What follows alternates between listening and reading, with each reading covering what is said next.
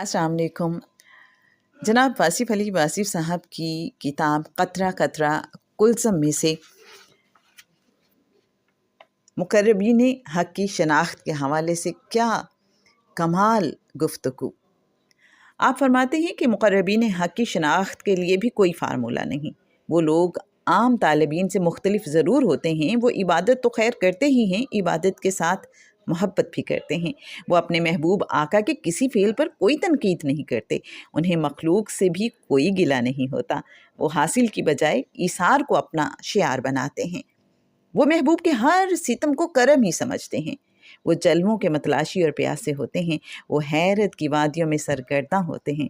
इन्हें हर तरफ हुस्न और जमाल ही नज़र आता है। मुक़र्रबीन गुस्से, हसद, कीना, लालच और नफ़रत से आज़ाद हो चुके होते हैं। वो हमेशा के लिए बेज़रर हो चुके होते हैं।